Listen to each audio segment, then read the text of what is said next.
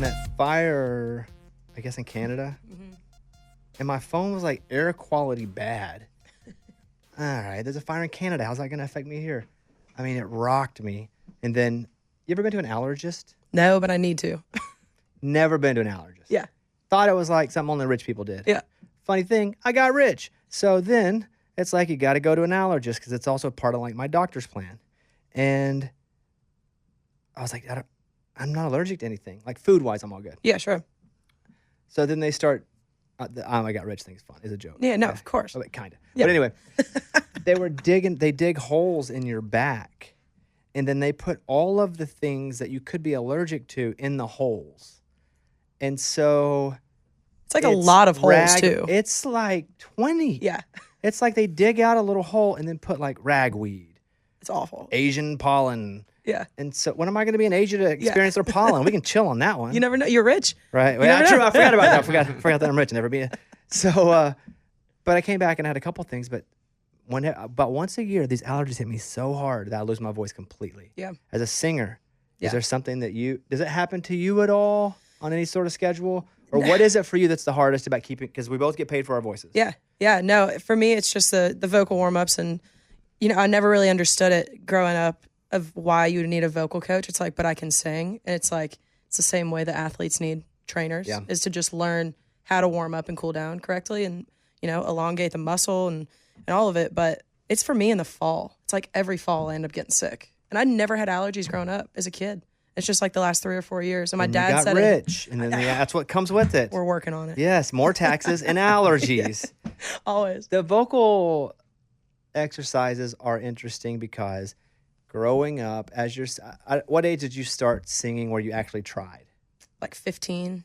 You probably, and if you did a little, that I would understand that, but you probably didn't have the education on what you needed to do, warming up, making sure you don't scream your voice out up until, you kind of got here and you really start to be around people that understand. So all these years, you're just ho-hum, singing wonderfully, but not really taking care of it. But what is crazy about the mind is that I have some friends who never had a vocal injury their whole life until they started learning about how they could get vocal injuries. And then they got a vocal injury. Dude, I would play like 80 to 100 shows of bar sets. So like 3 and 4 hours. Would never cool down. Would never warm up.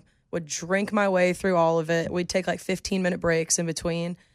And it was like I never lost my voice. Never came close. We'd do Thursday, Friday, Saturday runs. And then now we play 30-minute sets on like a Sam Hunt tour. And I'm like, I can't even handle this. I think it's a mind thing. I think a lot of it's a mind thing, but also I think that you're doing it right as well now, right? Because athletes need to stretch. You made a great point. You are a vocal athlete. Yeah. I mean, it's a weird thing to say, and so am I in a different way. Sure. But yes, but it is probably, I have a friend, has nothing to do with reality, but he was telling me, he was like, I never got polyps. He's like, I've never got polyps ever. I've been singing at a high level. I'm not kidding. Like 3 weeks later, he goes, bro, I got a polyp. Yeah. I'm just And going to I'm say. like, I don't believe in the jinx. No. But that is just, that's bizarre. I have a That's ton of bizarre. polyps. Universe. Yes, all the time. You all love the time, polyps. dude. You can't I have love 'em. enough Yeah. polyps. How you been?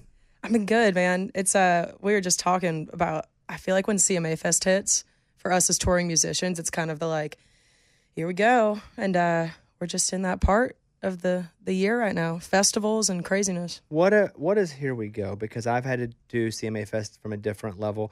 I used to go and host some things, but then I would also play some things that I was also doing my radio show. For me, Here We Go meant I hated it. Yeah. What does Here We Go mean for an artist who, there's a lot of people, there's a built-in audience here. Yeah. What does that mean? No, I mean, for me, the performing and the meet and greets are my favorite part of the job. I really enjoy it. So it's just Here We Go of like, these are going to be long days, but it's cool.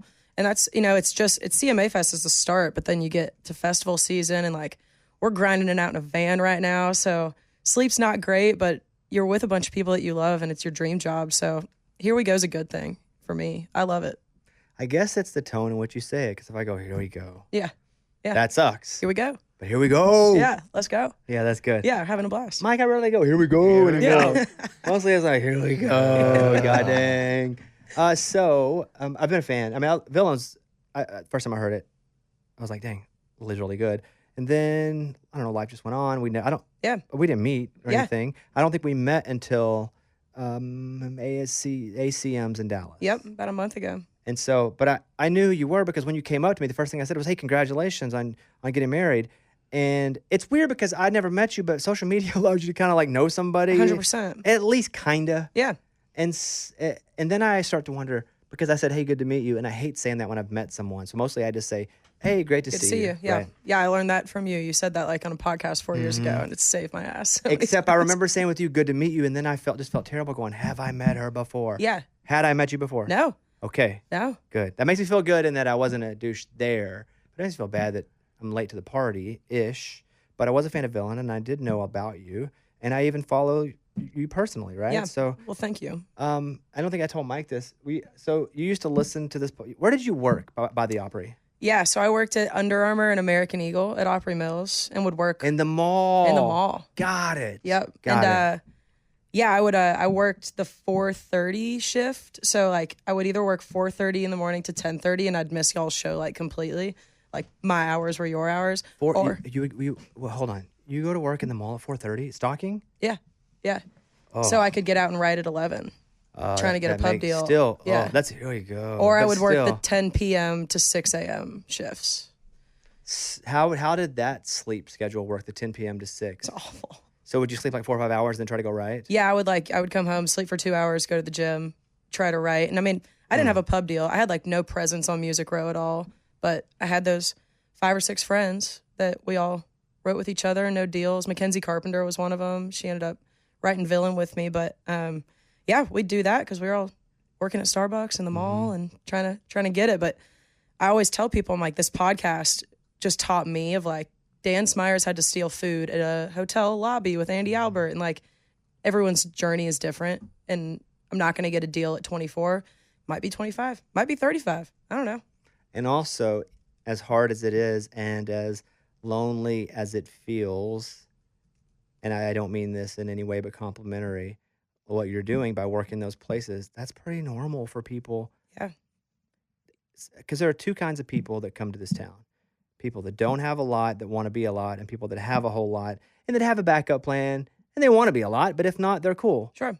And the people that have to go hustle, Yeah. they're hustling for a reason. Yeah. And Because you don't know how to do anything else. that's it. And you got to survive. Yeah. Right? It's not like you got a mommy and daddy's $1 million sitting there ready to, or you wouldn't have to go work at American Eagle. You could literally just sleep all day and then go right. Yeah, for sure. And I mean, how do you write true stories for the country music fan base if you haven't gone through anything, you know? I was always a fan of American Eagle more than Abercrombie. Here's why. When I walked into Abercrombie, I felt like they judged me more. I could never afford Abercrombie. Yeah. Actually, now Abercrombie's cool again, which they have some nice I stuff now can't, again. I wear only Yeah. Abercrombie now. I wear Abercrombie stuff the too. And best. first time I went and I told my wife, I was like, I'm way too old Yeah. to be in here. She was like, no, they have No, good it's stuff good. again. So they've kind of, but there was a span of like 10 years, even when I was in high school, that I went in, but I felt way judged. You ever see Pretty Woman? Oh, yeah. Yeah, I felt like that. But Yeah. I never went back and did Yeah. the whole thing where I'm going to buy the whole store. Yeah. So I felt way more judged there than American Eagle. And then sometimes Abercrombie would have ripped up dudes up front. And I just made me feel worse about myself because I wasn't a ripped up dude. And I would be sure. like, well, I don't look like that. I don't even want to walk by that ripped up dude because he's going to look at me and go, well, you're not ripped up like me. You can't wear these clothes as good as I can. So I just was off on Abercrombie. So American Eagle, A+. Did you ever watch that documentary on Netflix about all of that? It was like the downfall of Abercrombie, of how they just pretty much were only trying to target hot people and were pretty much on their ads, like saying some messed up marketing way of like, if you're not hot, you can't wear Abercrombie. Is there enough hot people to sell to? I know, right? But they ended up like firing the CEO. Board got like absolutely just cleared, and they started over from scratch. Well, they really missed out on 30 Young Bobby. $30 or so over the course of about 2 years. Right. But I was a big American Eagle guy. So you did that. You said American Eagle. Where else did you work? It was American Eagle. Under Armour was my main gig. That's cool. And then like American Eagle has that other brand, Aerie, that was in there. It's actually how I met my wife, which is wild. Was she shopping in there? No, so she was on the Las Vegas Strip. You know, they have like the 3-story Nike stores and like all that. They were opening an American Eagle and an Aerie. For some reason, Here, they sent or in Vegas? And for some reason, they sent like their 10-person management team to train at Opry Mills for 2 weeks. She was, head of merchandising, and we met, fell in love. It's wild. And how long was she supposed to be there? 2 weeks.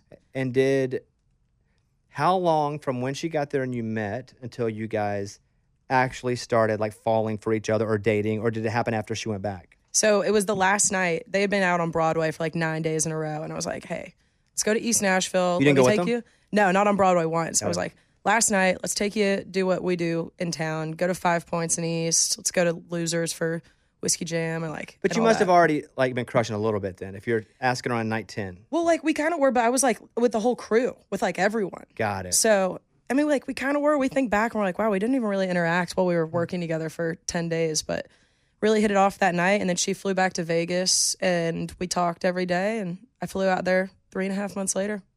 Rest is history. Okay, well, there's a lot of rest is history there. You flew out there, Yep. but then what? Did you go back and forth? Did she go back and forth? Yeah, we did long distance for about another 1.5 years after that. And then she moved to town the week before the tornado in our 1-bedroom apartment. We got hit, had to go to a hotel What do you mean you got hit? by the tornado. Yeah, I mean, but what actual damage? Yeah, like broken windows and glass, snow. Like literally, it Yeah, like we were right there at affected it. Von Elrod's in like Germantown. So we got hit you move here and get hit by a tornado right when you move here? right when she moves here. What the crap? And then we got put in a hotel, and then we had to leave the hotel because it was COVID, and they shut down the hotel. So we went from long distance, 2,000 miles away, to being in a 500 square foot broken apartment, locked down for COVID. It And how did that go? was great. We're married now, so we ended up enjoying it. It was a good time. Similar-ish. I met my wife, and we didn't nothing. It wasn't. I won't say it was nothing, but it was nothing. Yeah. Like, hello, how's it going? She was Yeah. a friend of a friend, and so I met her through doing PR, but she was from Oklahoma. Not my wife. She was doing PR for me at American Idol and Dancing with the Stars, all my ABC stuff. But she was from Oklahoma, and she was like, "Hey, I want you to meet my friend. This is Caitlin," and this was just at a random thing, and she wasn't trying to set us up, but they're both from Oklahoma. I said, "Hey, how's it going?" And I honestly thought, I'm not even going to try. Because Yeah. at the time, Caitlin was going to grad school in LA, but I didn't know that. I thought she was just an LA girl. Yeah. I didn't want anything to do with the LA girl, mostly because they didn't want anything to do with me. So it was one of those where, Of course. you go ahead and protect yourself by going, "Oh, I don't like you anyway." Yep. So we talked for a second, but that was it. And for like 2 months, we didn't communicate at all. Nothing. And then I found her on Instagram. I was like, "Hey, I'm coming to town. I'm going to shoot this other show. Let me know if you're around. We'll hang out." And so we hung out, and I was there for a couple nights. We went out, like 3 nights in a row. Yeah. It was awesome. And then I came back, and we did long distance for some months, and then COVID hit. And I said, me being the wildly intelligent guy I am, I said, "This COVID thing's not going to last long. You'll be here for like a sure. week. Yeah. Like, this thing's not Come real." on. And so she came for like a week, and that was it. But she stayed, and it was the whole time because, Yeah. as you know, COVID took a while. Yep. And so, but we were together every day. Dude, that's wild. And it was really, because I'd never been in a relationship before. I never told anybody I loved him before, ever. Neither had my wife. She'd never dated women or been in a relationship. You're She'd her only- first woman? Yeah. So like we had that same thing too of like those 9 days we worked together. Neither of us thought anything. Even when I went out that night, I didn't have that thing in the back of my head where I was like, "Oh, that girl that I have a crush on that's been there." I was just like, "Oh, I'm just going out and drinking with these people." And then we finally hit it off on day 10. But she was definitely in denial Wait, as well. so was she, but she was to you, was she straight? Yeah, she like only dated men but never been in a serious relationship. Got it. Yeah. And I had been in sort of relationships, but lots of trauma. Yeah. But then I never told anybody I loved them. Yeah. And, when I said it to her, I meant it. And I probably should have said it even earlier, but it was like a boulder that couldn't, Yeah. it's For just sure. like, Yeah. But then I said it, and then it was just on, and it just felt, it wasn't like this fairy landed on my shoulder and exploded. It No. was like, oh, this is what it's supposed to feel like. Yeah. More than it was some sort of get shocked in the junk by lightning, honestly. For sure. And my wife is just very much that way as well. Of like, she always told her family, "You're never going to meet anyone until it's the person I'm marrying." She would always say the dude that I'm going to marry. So she never took anybody to meet her family? She never said, "I love you," took anyone to meet her family. She's like the most sure of herself human being that I've ever met, which was I immediately was so attracted to her. And she, she meant it when she said that.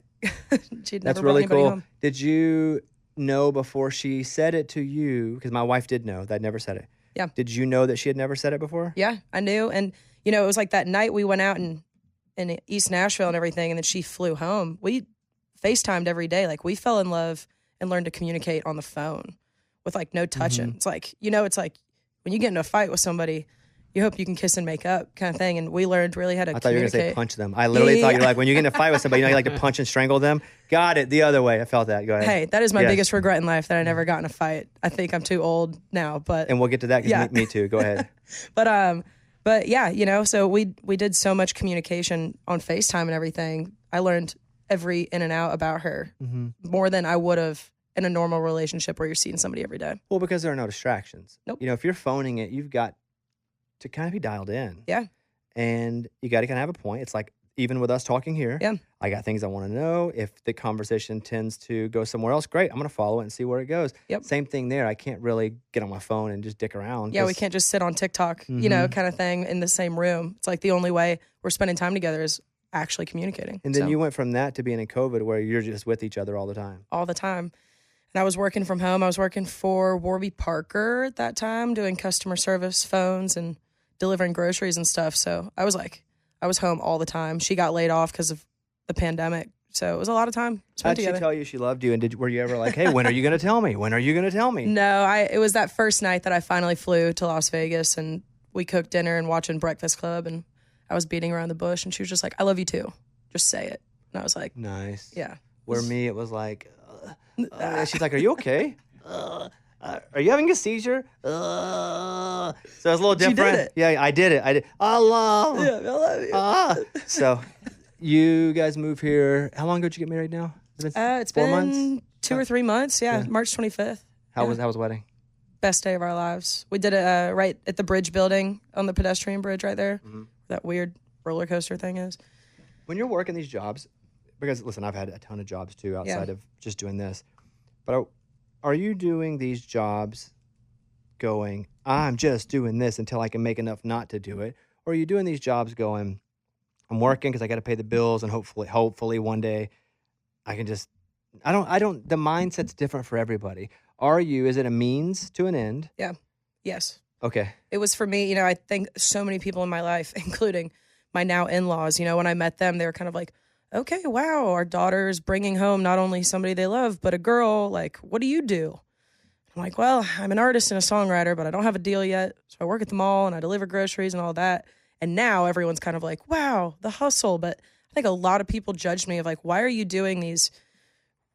These are hard part-time jobs. It's not even like it was like, oh, I'm just going to, drive Uber during the day. It was like I had one goal at the time. It was to get a publishing deal because I was like, the way the town works is a pub deal first and then maybe go into a development deal, label deal, whatever it is. So I had one goal and I was like, how do I make the perfect amount of money while none of it's compromised? Like if you found me on Instagram and you wanted me to come in for a radio show or Leslie Fram wants me to come in for a meeting or whatever it is, I don't have to call out of work. Like I have my days open for whatever opportunity. Very linear thinking. I'm the same way. Yeah. I try to find the best way to go from A to B without anything stumbling in the way. What kind of student were you? Awful. Really? It's like I have a lot of street smarts and just never could do the academic stuff. I don't know if I have ADD or ADHD. Who knows? But I just couldn't concentrate. And I just didn't really care.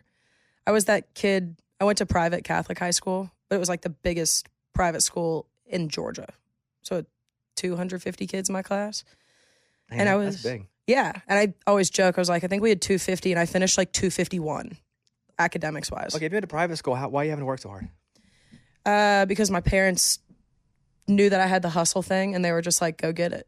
And I just didn't ask. I probably could have asked for a little bit more, but I enjoy the hustle. Sometimes I sit here and I like see help wanted and I still think, yo, should I apply for that job? And I'm like, oh yeah, I don't have to do that anymore. I like that. That's, You know? and two, it's like all the work that you're putting in now, even if it's not work at your job, but all of the hard work that you're doing, it's also a respect that's being developed and an appreciation that's being developed. And you have a lot in common with a lot of people here. You also can write songs from a place too.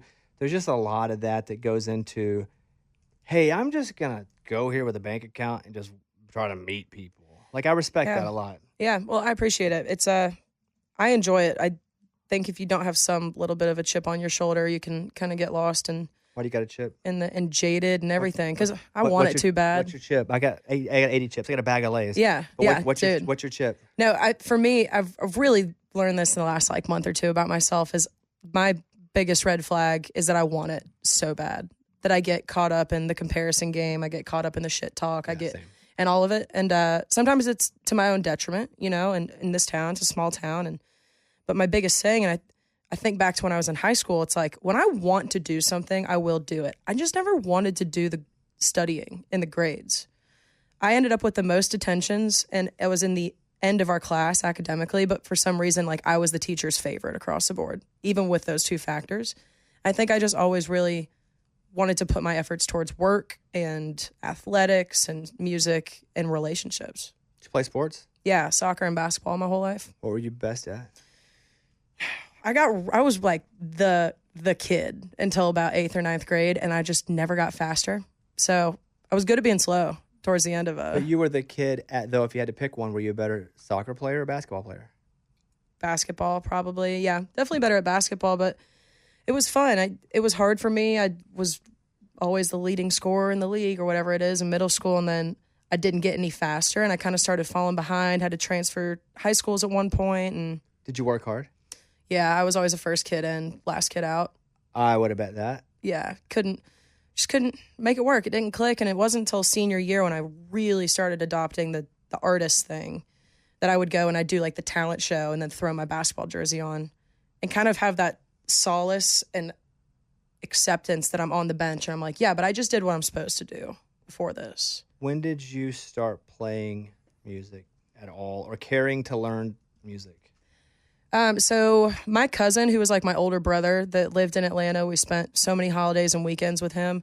He was 4 years older and he taught me how to play like drums, piano, guitar. So when I kind of really started showing interest in just rhythm and music, my parents got me a drum set when I was like 9, which I'm so The grateful first for. instrument was drums? Yeah. For a 9-year-old, that sounds like it would be pure torture to live in a house with a 9-year-old that had drums. It probably was. And God, I'm like an electric harp that I couldn't even yeah. hear. Like, here's your first instrument. yeah, here you Wow. go. But they must have seen something. You know, I was too young to kind of recognize it. But I just grew up in a household where everyone loved music. Like my parents didn't play, but my brother and I both do. All of my cousins do. It's really bizarre. But, you know, after dinner, they would let us choose. All right, you each get to choose 3 songs that we're going to dance to. Because, like, we just all had this crazy love of music.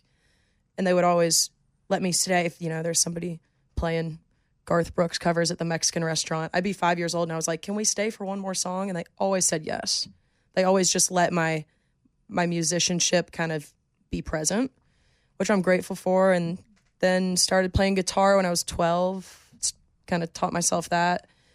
And then this girl, Taylor Swift, came along. Never heard of her. Tell me more. Yeah, right? And she and I are the same age, roughly. So when she was, like, singing about being 15 in the hallway, wanting the senior boy, LOL. But I was like, that's me. I'm 15 in the hallway, feeling alone and wanting to date the senior boy and all that stuff. So I started writing songs. You said LOL. Did you still want to date boys as a senior? No, yeah. You know, I went to private Catholic school. Oh, you're right. You went to a Catholic school. I guess that in was... the South, like in Atlanta. And Yeah. I just didn't have a clue that I could be myself that early, let alone ever be myself. So yeah, I think I was in straight up denial, but always. Would you go to college? Yeah, I did for 5 years in Athens, Georgia. For 5. 5 years, majored in life, minored in friendship, baby. So you're a Bulldog. You have the Georgia Bulldog. Yeah. Massive SEC guy, big Arkansas Yep. guy. Congratulations. You guys are awesome at everything, and it sucks. And I hate it, and I hate you for that, but I'm going to get away from that. Hey. But so you go to Georgia. Was that the dream? Yeah, so I didn't even go to Georgia. I went to the really small school. You went to Athens. Athens and went to a different school that wasn't Georgia? You could not get into the University of Georgia if you lived in Atlanta, especially if you were a private school kid, without like a 4.1. I'm surprised there's another school in Athens. Yeah, University of North Georgia, Nighthawks, baby. So you go to UNG. Yep, UNG. And the plan was for me to do that for about 1.5 years, 2 years, and then transfer to UGA. But I really picked up on the music stuff. And I was also working at the University of Georgia in the gym. I had like 5 jobs. But you worked on campus at the University of Georgia. Yep, so I was like faculty staff. So I But still you- got the exact same experience. I mean, Yeah, there is, except- but there is some truth to that ish. Yeah. If you're there a lot, you're getting to Yeah. do a lot of the stuff because a lot of college is just being there. Yeah, 100%. And like Athens is wild. So for me to get to be a part of the student recreation center and like all of that every single day, that I ended up working my way up to when the professional staff salary people would leave at 5 o'clock, I ran the second biggest student union gym in the country. Like that was one of my jobs that I did. So I was extremely immersed in the Bulldog community because I love it so much, but academics wise, not a shot. I never went to the University of Arkansas because I couldn't afford it and I had to work. And I always hated that. And I was always embarrassed of that because I'm so proud of it and I've just a big part of my personality. It's my favorite thing in the whole world. Yeah, right? mine too. It's the only consistent thing that I had growing up was I knew when the games were, and no matter where I lived or who I was living with or where, it was always on. Like that's my consistency, and I still hold on to it for that. So I'm so passionate about it, and that's why I love it. But I was always just so embarrassed because people would be like, "Where'd you go to school?" And I'm like, well, luckily, I now can say I'm an alumni because they gave me an honorary doctorate. Yeah. So now people are like, where do you go to school? I'm just like, Arkansas. That's it's kind of a lie, but That's you the know, goal. yeah, it's. But I'm with you. I mean, I truly would run out into the street for the University of Georgia. Like I wish a whole lot of you fans would, and then maybe they would just go away. Yeah. Hey, But my drummer's Woo Pig, so But you're not as annoying as Alabama fans, no. and not near as annoying as Tennessee fans. No. Oh God, they're the worst. And maybe because we live in them. Yeah. And I often say, because I do a sports podcast, I often say, if I don't like your fan base, it's because I'm annoyed that you probably beat us. Probably. I mean, that's because rarely. That's how we feel about Alabama all these years. Yeah. Rarely do I go, oh man, you know who I hate? Man, Kentucky football. Arkansas is always hard. Right. So it's like Kentucky basketball. Maybe I get annoyed at. 100%. But it's always a compliment when I hate a fan base. I like individuals, and that I like individually a lot of Tennessee fans. Yeah. Yeah. If there's like more than 3, I like to push them off the bridge. Yeah, together as a group. They just they think that they're a little bit better than they are right now. But I'm glad you guys beat Alabama though. Sing Rocky Top all the way down as your fez. I push you off the bridge. Are you playing shows in college? Yeah. So freshman year, I started doing open mics and stuff like that, where I could play like a cover and an original. And there was this one bar called Boar's Head that they did it on Wednesdays, and I just kind of chipped my way through. Of like, I would do the Wednesday night open mic, and then they would offer me, "Hey, do you want to do the 11 p.m. to 2 a.m. Thursday slot for $100?" Like, hell yeah. Yeah. And then it was like, "Hey, do you want to do the Friday?" And then it turned into like we were kind of the biggest cover band in Athens. Oh, you had a group. Yeah, so I eventually, when they're paying me a little bit more, like, $250 for a 4-hour set, but it's after a home game and it's packed and it's wild, you're getting tips and all that. It was dope, but I really just want to play my originals. I always had that thing where I was like, this is dope and I love being on stage, but I don't want to play other people's songs. So I would also try to route us and go and play in like coffee shops for 1.5-hour gigs where we can play, hour of originals and 30 minutes of covers. So we got up to about 100 shows a year through the Southeast that I didn't have management, booking, agents, Out of PR. Georgia, you're talking about the whole Southeast, like South Carolina, Florida, all of that. North Carolina. How are people finding out about you? They weren't. It was definitely like the most word of mouth thing ever. But I mean, we would maybe be able to we could sell out shows in Atlanta, like Eddie's Attic and Smith's Soul Bar, 300 cap rooms. Were you calling other places in other states, being like, "Hey, we're coming through. Do you have?" Or would people hear about you in bars? Or all like email. So there was this like it was called Indie on the Move, and it was just a database of clubs and bars throughout the country, and you could kind of put your radius and whatever you wanted to do, and literally just would email. When I moved here, I would sit at Ugly Mugs in East Nashville and spend like 8 hours a day emailing places. It sounds like what politicians do. Yeah. For a while, I thought, and I still think I will eventually, but I thought I would, even this last election, go run for governor of Arkansas. Yeah. Oddly, both sides were coming after me, going, "Hey, come run on our side, because I definitely, socially, am definitely more of a Democrat when it comes to fiscally, and we could go to all. Me too. I definitely have super conservative views in ways, but then again, I grew up on welfare, and so I just think I'm not in the middle, but I have things that are oddly polar about me on sides, and I grew up in the South, and I had guns, but I'm also like, hey, everybody shouldn't have a freaking gun. 100%. And people don't understand what the Second Amendment even was. all of that to be said, it was, hey, you're gonna run for office. We'd love for you to run for office, but you understand 5 or 6 hours a day, you're on the phone asking for money. Yeah. Like that's what it is. That my cousin does that for a living for DeSantis, actually. Really? Yeah. Just She like calls and says we need, and it's all money. she flies and, you know, does the handshakes and knocks on the doors, and it's all wild. But yeah, you're just the CEO of yourself, you know, like it doesn't matter how successful you are. I still feel that way now, where my whole team, everyone in town kind of laughs, because it's like, if there's an after party, I am there, and I will be the last one there, because I want to make sure that I just know everybody in town, because you never know. You got to work for your brand. And it's definitely like you're running for office. 100%. It is, Yeah. yeah. Relationships are so important. And something that I'm not good at, that you are, just because I experienced it myself a couple months ago, is that you're very warm and you'll go up and just be direct and be like, what up? Yeah. It's almost scary. I'm like, what did I do? Oh no. And I do. And I really tried not to be that Nashville person that's like, we should do this. For sure. Because I hate when people do that Yeah, to me. we should write some time. We should write. We should hang out. Yeah. And I remember talking to you and I was like, hey, I'm going to get you on. Yeah. Like, and if I would have been me and I would have heard that from you, I'd have been like, okay, this is just what people say when they see each other at places like this. But I actually believed it when you said it. Good. You know, because I meant it. Yeah. And I left going, and I told Mike, I was like, hey, let's try to figure this out. And I was like, I bet she thought I was full of crap. No, that's your reputation. You're not gonna say anything you don't want to That's say. the good part of it, maybe. I know. Hey, That's the good but side. I respect of that. Yeah. I respect that. So, okay, when do you move here? Why do you move here? What was that? Yeah. So I'd, been in Athens for, it was about 4.5 years, and there was no sights of graduating at all. And I wanted to drop out since sophomore year. But my dad and mom were both like, no, you got to stay in school, but we'll support you going to do the music thing and all that. I was working all those jobs, and I looked at my dad and I was like, I'm going to Nashville. I really wanted to go to Belmont my freshman year.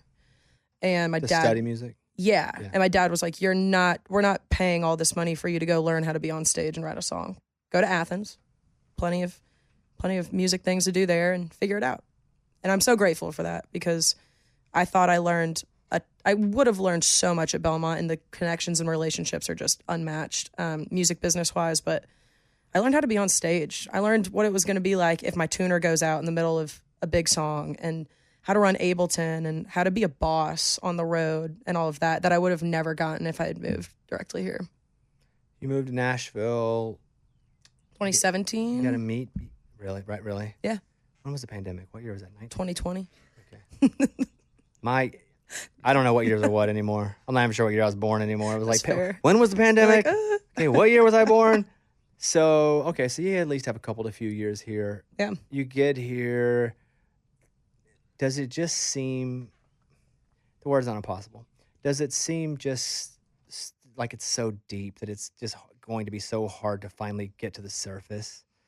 Especially if you don't know anybody. I didn't know anybody when I moved up here. I had one friend who now ends up running all of like Riser House's A&R, Kirby Smith. But she was awesome and would always take me out for lunch and answer my questions. But I don't know if I just wasn't there yet, songwriting wise. I'd never co-written ever in my life. I always wrote 100% of my stuff.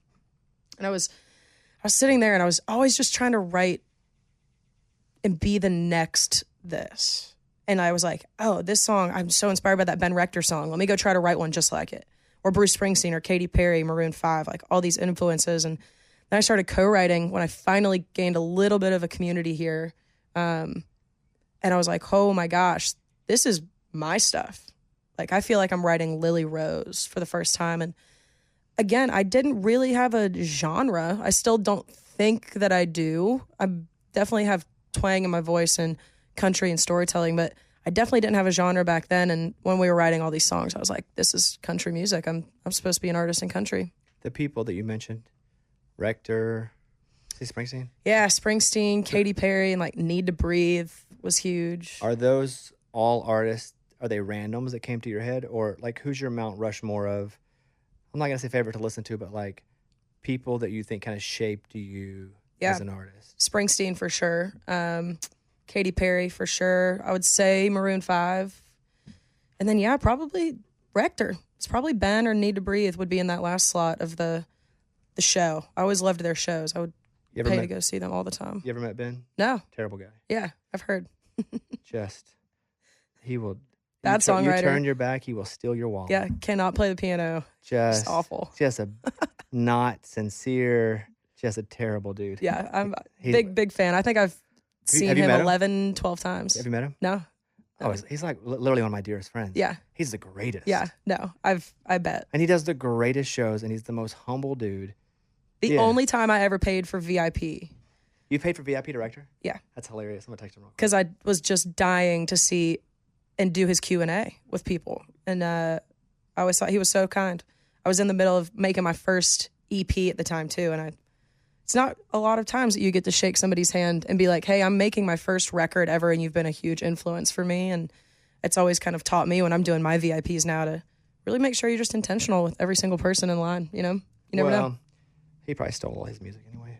I ripped it all off. That man is independent. Yeah. He's killing it. Yeah, Ben's awesome. So you're figuring out who you are, and again, you didn't have a genre, but Nashville you can kind of come to just because the guts of this town's music. Of course, it's country. Yeah. But it's more than that because the time. songwriters are here, the studios are here, so I feel like you're country. I just wouldn't have ever thought you weren't.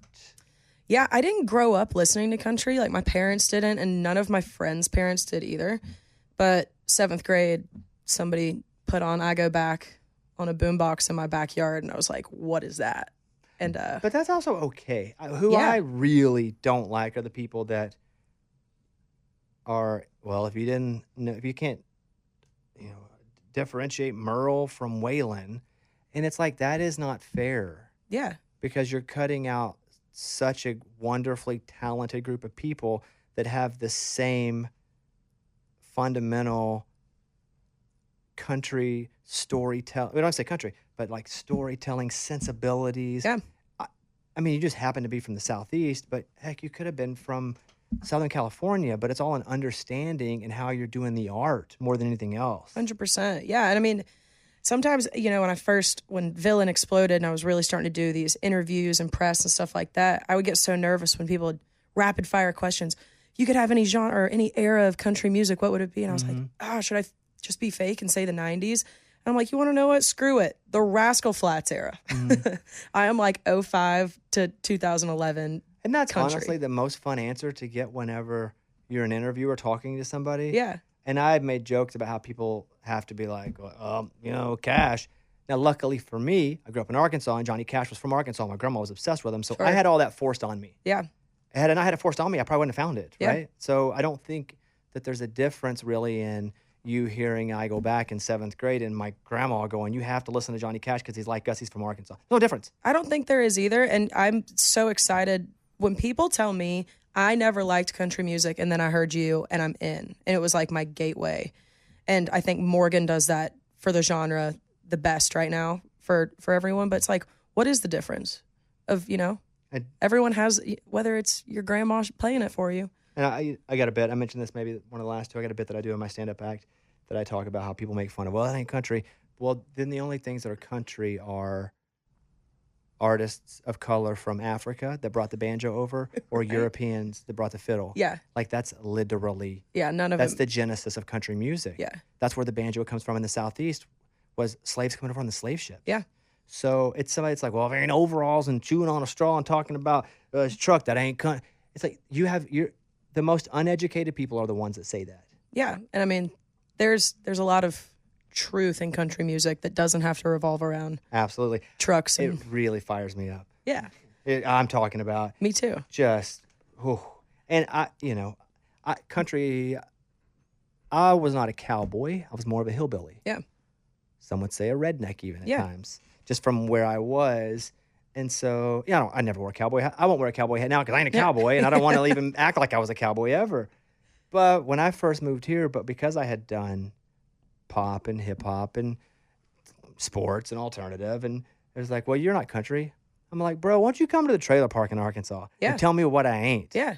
We're all a bit. 100%. So, yeah, I hate that for you. That not just for you, but you, the understood you of people that Yeah. are super talented, have a voice, an authentic message, and then you're told what you are and what you aren't. Yeah. And it's like, and if you look at it, I've now loved country music for more years than I haven't.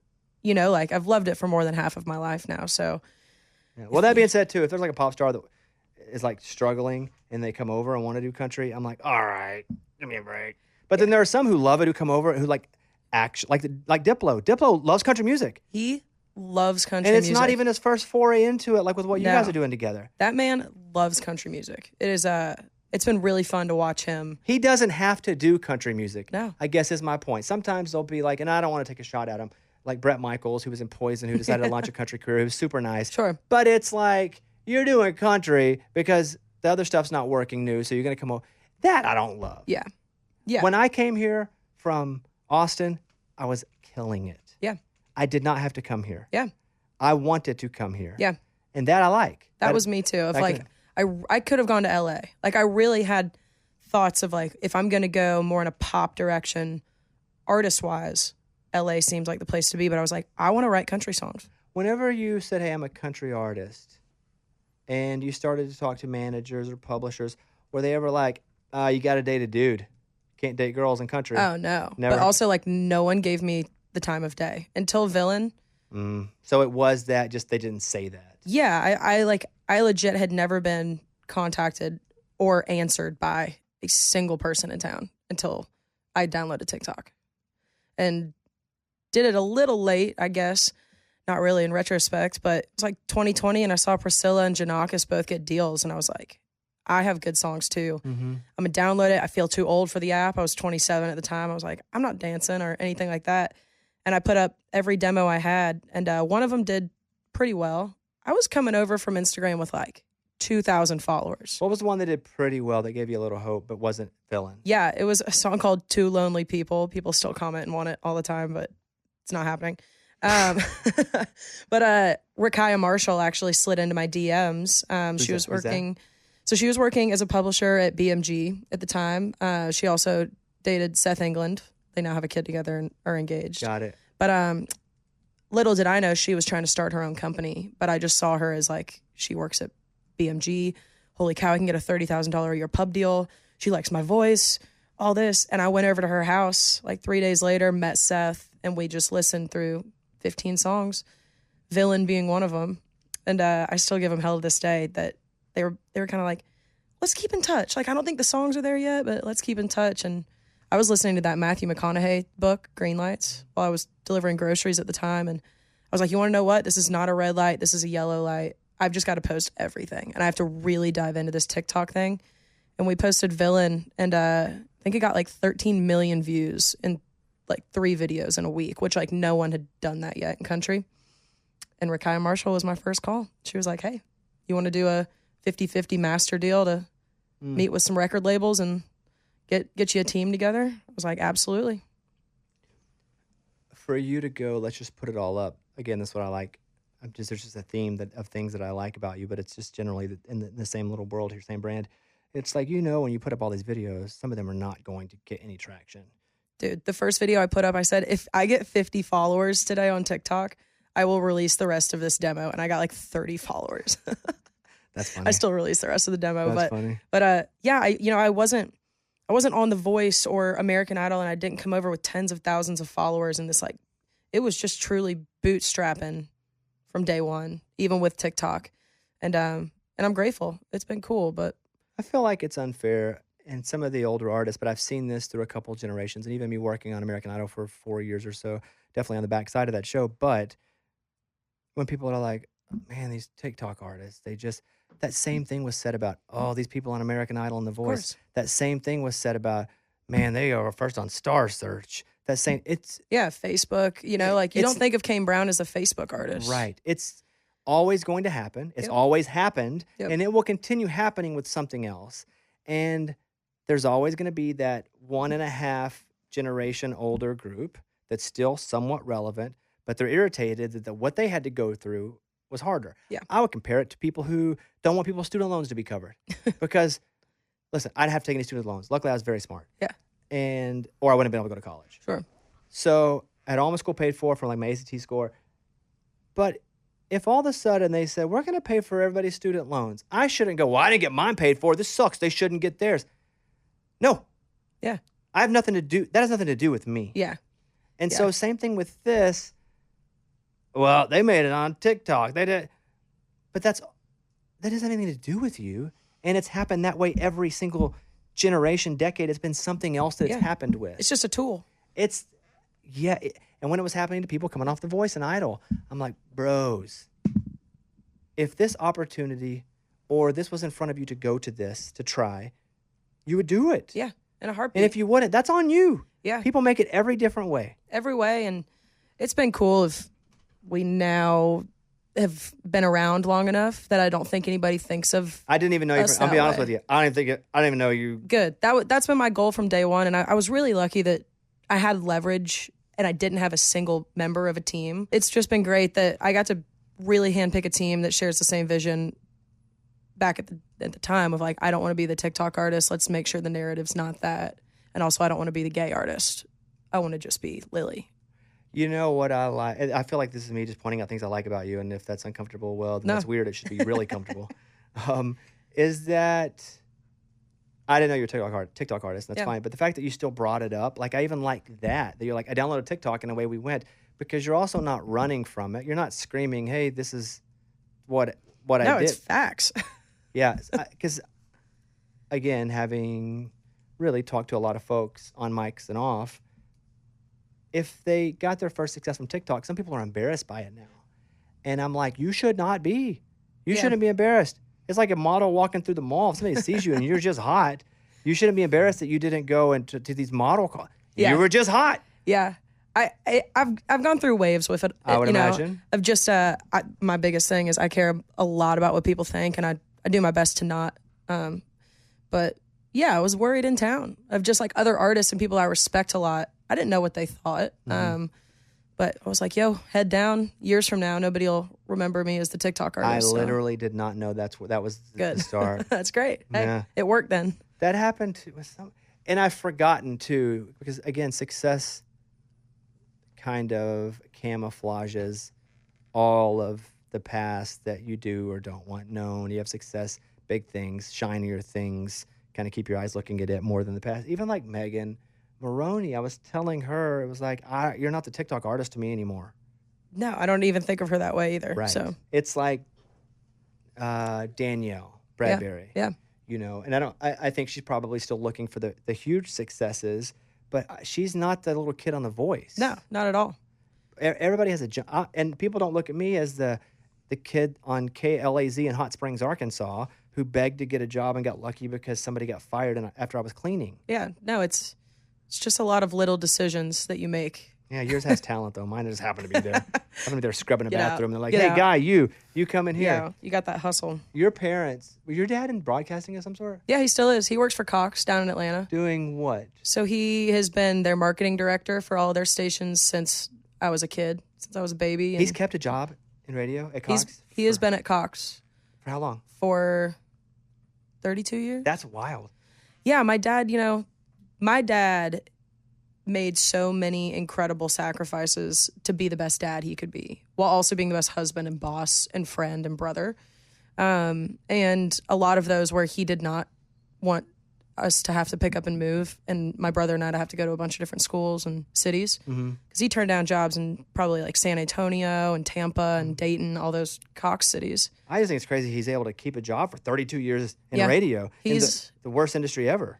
Yeah, it's it is what it is. But he's brilliant. Like, he's a unicorn, and they just find so much value in him. And Does he have naked pictures of his boss? He That would be the doesn't. question. Okay. not yet, not that I Well, know of. I'm just saying. I don't really believe in the jinx, Yeah. but I've been lucky enough to go for 27, 37. Oh, god dang, I don't even like that number. But like 24 years. Yeah. Yeah, and he's been on the Bulldogs broadcast, so he also does the football. He's on the broadcast team for them. Wait, what does he do? He's like the pregame, halftime, and postgame guy. He's on. Yeah, That's awesome. He used to be on the Gary McKee morning show back in the day for The Star fact that 94. he does the broadcast. That's Yeah. awesome. Yeah, I at one time, this is how awesome I think that is. Yeah. I at one time flirted with the idea in the last few years. I was like, I think I want to go be part of the Arkansas football broadcast team. And my team was like, it's going to cost you more money to get there and do that yeah. because it doesn't pay. No, that's my And dad's you- hobby. And you're going to have to fly, usually somebody who lives there or move. And I was like, but I love it so much. That's such a cool, that's so like, Yeah, it's the best. I mean, I did not have a choice but to bleed red and black, and we've seen every big I game, don't know gone if to all the natties and everything. If your dad's gonna hear this, but that's pretty cool, man. It's That's dope. That is. He is. He loves it. He loves this podcast, even if I'm not on it. But he'll Sad in definitely- the Summer. yeah. How do you and Diplo ever even meet? Oh man, it was December of 2020. Holy cow! I just signed at Big Loud, and Right, for publishing. no, for Artist label. deal. Yeah, Got it. yeah, Got for it. label. And yeah, it was like right after Villain, and they sent me this whole playlist of like a bunch of songs. They were like, "Hey, I know you write all your own songs, but if you want any of these outside, here's like 25 songs we put together for you that we think you'd crush." And Sad in the Summer was on there, and it was like a guitar vocal. And Seth was like, "Hey, I want you to put your vocal on this song, and we're just gonna send it to Diplo." And I was like, "It's just a guitar vocal. Like, what's he gonna do with that?" And I did. I was super sick also when I did it, so my voice was really raspy. And we sent it over. I met Diplo that following Christmas. He DJ'd our Christmas party at Big Loud.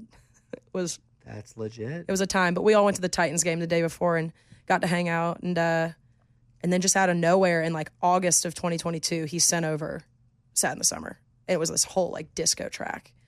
We kind of just sat there and waited. With you on it. Yeah, with that And you exact didn't same know it vocal. was coming.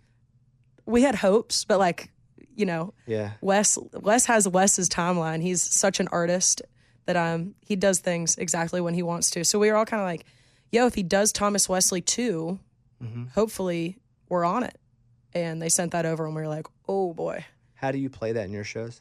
Oh, it's fun. We a lot of tracks underneath, but also it's a bit heavier, more guitar part on that. And yeah, we go heavy with it. A little halftime headbanging. Do people ever confuse you with Lily Rose Depp? Yep. Yeah, but Diplo and I were like, yo, we should just start a duo named Lily Rose Dip and like throw it all off. You know, it would break it. I Throw think, it all more off. so than it already does. I'm going to have my pinnacle of success when you can Google Lily Rose and it's me first and not her. Well, so I Googled today just to see. Mostly I do Google the news to make sure that nobody got done anything bad before they come in. Yeah. And you're all clear. Don't worry. Yeah. I basically did a background check. Say. But there's only one thing of her before you. Yeah. So It's good. I mean, she's such an artist and an entertainer. She does so many things, you know. About her, blah, blah, blah. So- But I'm just saying, it's not like 10 things and then Sure. you. Well, that's good. Yeah. We're climbing up, baby. Exactly. You're almost where you want to be. So you're out with Sam? Yeah, we start that tour in 2 weeks. Oh, you're not out yet? It hasn't Not started? yet. Nah, festivals right now. Man, Sam's a good dude. He took us out last year for about 5 weeks. So you've been out with them. Yeah, so for him to bring us on the entire tour this summer, he's the reason I moved to Nashville and not LA. Do you like him? Love him. He's a good dude. He's like my biggest influence in country music. When he put out that Between the Pines mixtape in 2014, I would sit there and just try to recreate all those tracks, teach myself Logic, do all of it. And he's really what made me be like, I want to write, if that's country, I know I can go and write country songs. Sam's the example to me of someone who a lot of people, when he first came out and had success, I'm not going to say the majority, but a lot of people were like, this is not country. This is not what the music should be doing. Like program directors, like playlist creators, even people at record labels that weren't his. This is not it. This is not it. But when it popped so hard, then you heard all the other artists started to take elements from it. And it went from being what was far to the left or the right to it was what everybody else was trying to do. So he had like no one else would let him on the road. So he created his own road. And he's out driving on the road by himself. And all of a sudden, everybody's on the same road behind him. I'm such a big believer. I've always said that in Athens, I'd be able to pack out the bars and put 400 people in headlining shows. But if a country artist came through that was playing the Georgia Theater, they would never look at me. They would look at, one of the dudes wearing jeans and boots and anything. Or Maroney, honestly, opened a lot of those shows that I always hoped I would be on. Too bad she's not doing anything. Yeah, Just she's really kidding. let I us all love you, down. Meg. Yeah. You are crushing. You got #1 right now. But I just always had this thing that I was like, you want to know what? None of the superstars that sell out arenas and stadiums did anything that anyone else ever did before. And that's You cannot be why. a carbon copy and become a You're right. superstar. It is so tough. And it's like you have to go through extra adversity if you're different. And you almost can't explode unless you're different. So the way to explode is to be different. But odds are, if you're way different, you're not going to explode. So you've got to believe in yourself so much, even if you're different, if you want to be a megastar. like every day have to tell yourself that. And it's hard. not I've easy. always been super different, and it sucked because I was always the guy that was too country to be pop. I was too pop to be country. I'm too not conservative to be on country radio. I have too many conservative parts of how I live my life that keeps me from doing everything that I do is wrong. Apparently, if you ask everybody. I feel like sometimes I get viewed that way as well. That being said, it's the greatest thing to ever happen to me Yeah. because I'm the only one. Only one. The only thing that we have is being honest to yourself and true. And I don't even lie anymore, mostly because I can't remember. That's actually most of the reason. Because I would just be like, tell great stories on the radio. I'd be like, listen to this happened to me. Sure. But I have learned now in my wise age that it's harder than normal to be great. It's hard. It's really hard to be great if you're different. But the only way you can really be great is if you're different. Big time. And I mean, it's easier said than done, but I'm just grateful. I've got a label and a whole team around me that just completely share that vision. I don't even think you're that. I mean, you're definitely different doing it a different way, but Sure. it's not like you have two heads on and an extra elbow coming out of your neck. No, but You know? But like Sam is my example. If he's Yeah. not different anymore, No. he's what everybody wants to be. But at some point, there was a window when people were like, let's just throw Sam Hunt in the sea and hope he never comes back because what he's doing, this is not good or legitimate. yeah, I mean, and now it's like Morgan's about to have like 5 number ones in a row that have drum beats and tracks and all of it in there. And Even Garth. And I've been lucky enough to have a relationship with Garth where I've opened for him and I've done things that I hang out with them. And he will tell me that they wanted to run me out of town. His live shows had elements of Kiss, had elements of... he was too pop. Yeah. And you can just, how we talked about Star Search, Idol, all the way up, you can do the same thing with That Ain't Country. Yeah. When Bob Wills, when his steel player plugged in the steel guitar for the first time, they wanted to burn the place down Yeah. because that's not country. Oh, yeah. Think about that. A steel guitar, an electric steel guitar. And it's happened every situation. I'm going to say decade, inside a decade. It's forever. And it's always going to happen. For sure. And I'm just always amazed how dumb people are that haven't seen that. Oh yeah, I'm definitely at the point. I was really lucky when I first started doing the TikTok thing and just posting videos. I was always very worried I was going to deal with hate in my comments and on my Instagram and stuff. I don't deal with any hate in the comments. It's when like the ACMs post about me. Yes, it's or like when CMA. the traditional. I can't Right. because it's just like people telling me that I'm not a human being, and I'm just Yeah. like, oh, okay, wow. So So- you definitely have to. No. You gotta remind yourself every day of like, they told Garth that he wasn't country either. Well, they tell me I'm a human, but I'm just an untalented human Yeah, that doesn't right? deserve it. Yeah, But so yeah. I do feel bad for you. But It's dumb. yeah. I don't know, man. It's just I'm just a fan. Thanks. I am too. You're really good at this. It's Hey. like you're so easy to talk to. This is Appreciate crazy. you. It's like the greatest first date ever, Mike. Yeah. Hour flew by. Come Yeah, on. we've done an hour here. Oh, let's go. So music. What else? Like I hate the question. What do you have coming now? Sure. But give me something. Like when do you plan to start putting stuff out? Yeah, so I did another 8 or 9 songs with Joey Moy, and then I'm now working with Paul DiGiovanni as well. So it's going to kind of be a split record that we're hoping to have out by the end of the year. Fingers crossed, but we've got a lot of No songs. record. One song. When's one new song coming out? I don't know yet. Okay, that's a good answer. Yeah. I'm kind of cool with the patient game and going dark a little bit while we really ride this Diplo song. But the songs that we have out are so different than anything, or that we have ready to go, are really different than anything we've done before. And I took a lot of outside songs when I first signed, and I've gotten to write a lot more. So it's been great. And if they're different, they're probably not going to work. However, they shouldn't probably work because they're different. But when they do, and god dang it, if they do, Hey. it's going to be awesome. I'm all down. I'm every single song that I just trust it, and it's the perfect place in my wheelhouse where I sing, and it's different, are the ones that pop. So I'm just gonna keep going. When you're playing shows, because you're out with Sam, I only got a few minutes left, but Yeah. I like injure my groin or like my hip flexor. And I got to work out in like an hour and a half. So I've been doing cryo a little bit to kind of help the inflammation. Not because I believe that's doing anything except that. Yeah. Just inflammation. So I have an appointment, or I do this for 2 hours. Oh yeah. That being said, when are you the baby with Sam? Yeah. Okay. Yeah. So who's the middle? Brett Young. That's pretty solid. Yeah. It's gonna be great. Whenever you're driving around in a van, and I just want people to know, because the one constant has been your drive. I'm not going to say hustle. I'm going to say your drive.